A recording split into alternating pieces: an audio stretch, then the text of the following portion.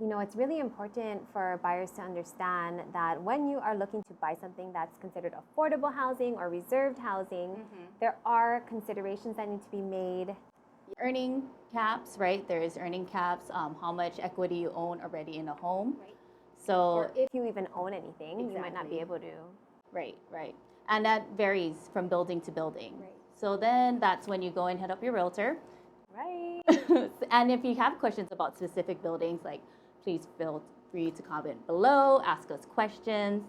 But the newest buzz is on Ulana at Ward Village is the hottest topic right now, I feel like. It's an unusual building too because it's one of the few that's fully reserved for affordable housing, right? And they are, so currently I think they're just doing Zoom seminars to give buyers information to kind of get everybody prepped. Ward Village is awesome for It's beautiful. Well, the programs that they roll out, or when they have new buildings coming out. I feel like Howard Hughes does a really good job of partnering with good brokerages. Yes. And they build hype. They're very good about building hype. Like let's get all these seminars, and then we're gonna tell you just this much, and we'll keep dropping it. And then when it hits, you give them a little and you take it back. Yeah. And it's kind of a cool thing, and I think it's very smart the way that they go about that. I think so too. But it also gives buyers time to prepare. That's true. And, it's very important to prepare with the right lenders. So they do have a list of lenders that they work with, and you will have to get pre-approved by one of them. So, talking with your agent, finding out who those lenders might be, getting set up with somebody that's trusted is very important as well. But that building looks so nice. It does. Lots of green space. I can't believe it's a reserve building. Yeah.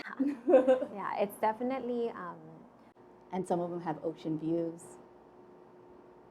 Well, who wants to buy one? Comment below. Yeah. We'd love to help you out. Studios, 2-3 bedrooms.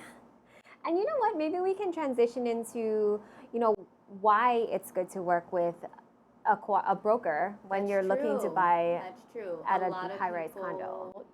Go into these high-rise condos and they don't have representation. And they find out too late that they could have had representation. So just keep in mind those people who are selling the condos are representing the developers. So we aren't trying to be like that crazy, but okay. But you want somebody fighting on your corner if you need, right? Like you do, or and what I love about it is you have time, right? So like how I kind of started transitioning us back to they're dropping breadcrumbs and like building the hype, but it also gives you time to build relationship with your realtor. Yes. To strategize. Yes. Traci and I have worked with clients before where it's like, okay, so you're going to have a choice of the whole building because someone needs to get picked number one. And if that's you, are you ready? Right. Yeah. What are you going to do? Right? How do you know which one you're going to pick if you can pick out of like hundreds? Exactly. So we go through this cool NFL draft kind of setup to help them like whittle down what units in what order so that when it's your turn, you're not pressured out and you choose the right one, right? Yeah. Well, starting early is key, right? Going back to timelines, right? Like starting early is key.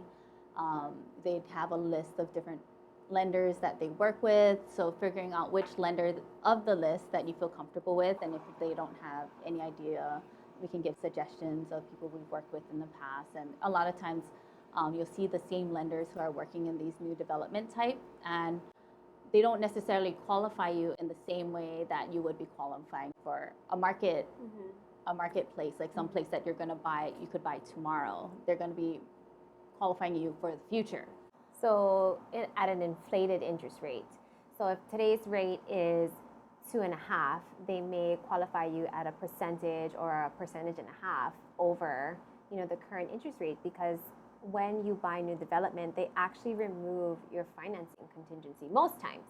And it's an interesting thing. So when you're talking about deadlines and talking about understanding the process, it's knowing that they don't tell you in advance when the lottery is going to, like when the applications are going to begin, but you will have, I think the HCDA, they require, developers to set out certain guidelines, and they're the ones who are kind of in control of the way things are conducted when you're doing affordable housing. Right? So, you know, you don't have to rush to get your application in for a lottery, because as long as you get it in by the due date, awesome. But if you're missing documentation, you know, you kind of want to give yourself a little bit of buffer just in case. And that's why, like you said, they drop the breadcrumbs early, right? So that you do have time to prepare. And then once it's there, you'll be pre-approved, you'll know what you can afford, and that can also be part of how you select the right unit. Also, a lot of times those guidelines require how many people are occupying that unit. Like, you're a single person, you're like, I want a 3-bedroom condo. It's like, no, it doesn't quite work that way. Sadly, it's by household size though. So if you do have kids or other members of your family, you know, who will be living with you, then there are other considerations that can be taken